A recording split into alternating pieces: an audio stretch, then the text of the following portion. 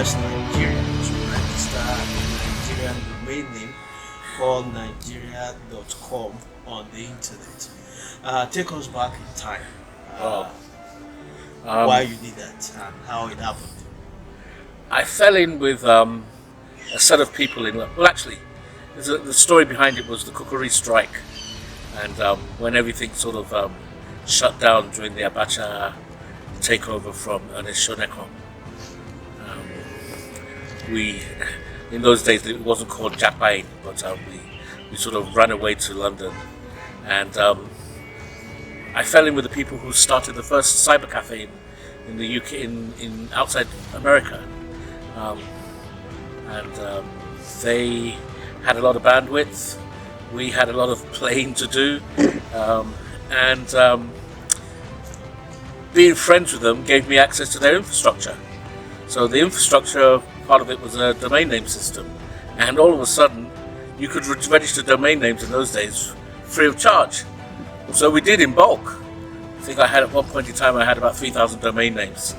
All you had to have was a DNS server that could connect to the main servers, the main internet servers, and they would register a domain name for you. So we had all the Nigerian ones, .com.net.org, and niger.com.net.org, and nigerian.com.net.org, and a whole bunch of other things.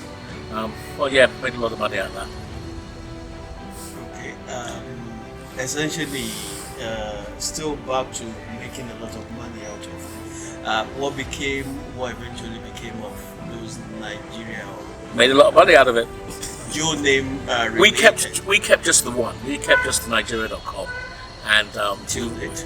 To date, and we realised that actually concentrating power in the hands of just one person or two is actually quite dangerous. So we made a conscious effort to start selling them so that they wouldn't be in the hands of just one or two people.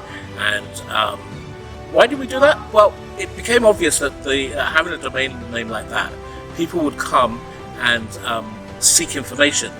And if all the information was in the hands of one person, it was going to be dangerous.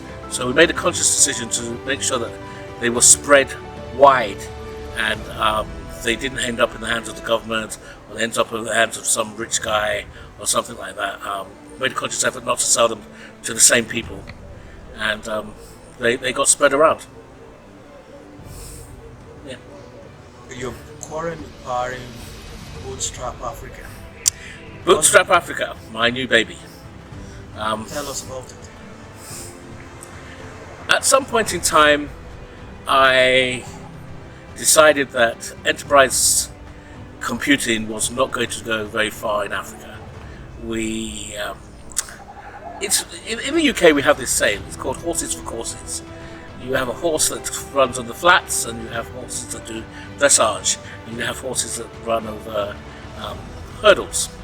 The enterprise computing as we had it in Africa wasn't suited towards making Africa go far.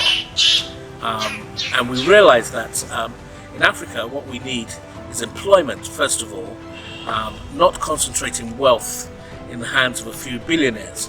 So the concept of venture capital money coming into Africa, which is following like the enterprise model and making this huge corporation, does not create employment. It creates a lot of efficiency. But in Africa right now, what we don't not that we don't need efficiency, but we need productivity more than efficiency. Once we get productivity going, then we can start asking ourselves, how can we make this productivity more efficient? But when you have 42% youth unemployment in workplace, putting one man and making him a billionaire rather than making 1,000 millionaires is not really clever. So Bootstrap Africa is geared towards a model of creating productivity from the bottom up rather than from the top down. As I said, if you create a billionaire, you can only drive in one car at a time. That one billionaire is equivalent to 1,000 millionaires. 1,000 millionaires would create consumption for the motor industry because 1,000 of them would need cars. You can take that idea and shift it down to the bottom. And in Africa, we have one asset that nobody ever uses, we have extended families. So where we don't have social networks, we have mechanisms for distribution of wealth. As long as you can get it to the people at the bottom, they will share it further down the food chain. That's not the same as what happens in Europe. That's not the same as what happens in first world countries. So when we take their economic models and transpose them on our cultures, they don't tend to work. So Bootstrap is all about taking economic models that we do know that work and tailoring them to our cultures, so that we can take the best of ours with the mathematics of theirs and move things forward. So what's been the reaction? What's been the uptake that you've seen so far? If I use the word fantastic, I would be downplaying things. When you start empowering people at the bottom, you get a different effect from people at the top, because people at the bottom being empowered doesn't mean they never expect to get rich. So they expect to the time where they're going to be buying aeroplanes and all of that. It's just, oh, you mean I can get healthcare for my daughter? You mean I can pay for the books for my son? You mean my mother doesn't have to trek 5 miles to do this or whatever? It's a different type of empowerment. And all of a sudden they realize that their little effort makes an awful lot of difference, and that they don't have to depend upon government. All over Africa we have a model whereby government is the largest employer, and not only the largest employer, the largest empowerment organization.